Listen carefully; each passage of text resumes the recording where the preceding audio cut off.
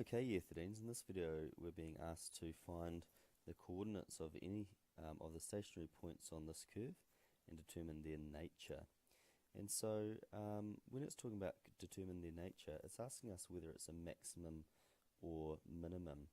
And so this is related a little bit to our concavity thing. So if you have, if you think about our example up here where we've got concave up and concave down, across this interval here, our gradient is slowly getting less and less and less, and so that means that our second derivative is less than 0. So our second derivative is less than 0.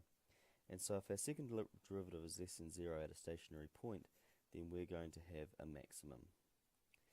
And then if our second derivative at a stationary point is bigger than 0, so it's positive, then we're going to have a minimum. And so what we're going to do in this problem is do it in two steps.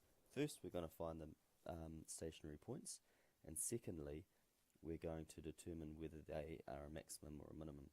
So I'm going to start by writing out y in expanded form, because that will make it easier for me to differentiate.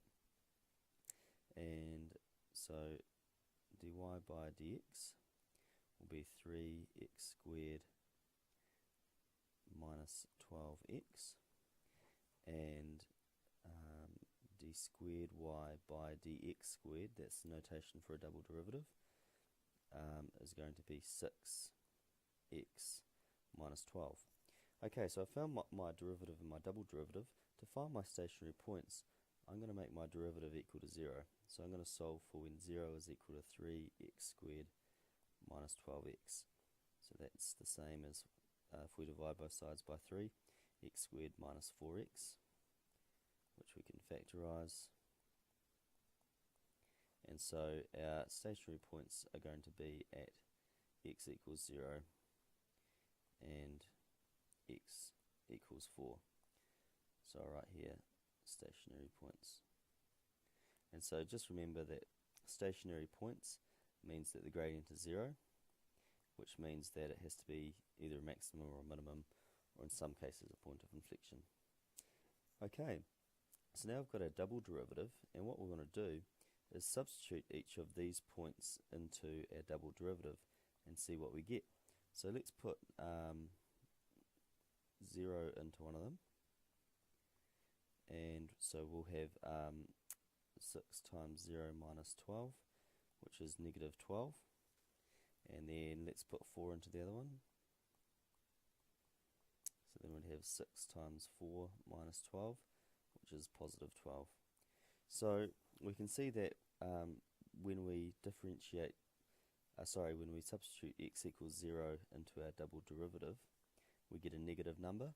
And so that means that at x equals 0, we have a maximum, and I'm just going to double check. So when it's less than 0, maximum, yep, that's right. Okay, so x equals 0, the stationary point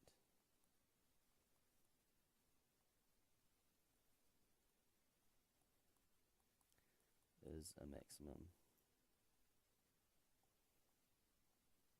Okay, and so at x equals 4, we've got the opposite case where it's positive.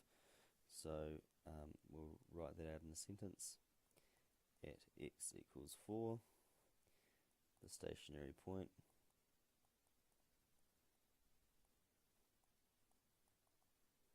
is a minimum. Minimum.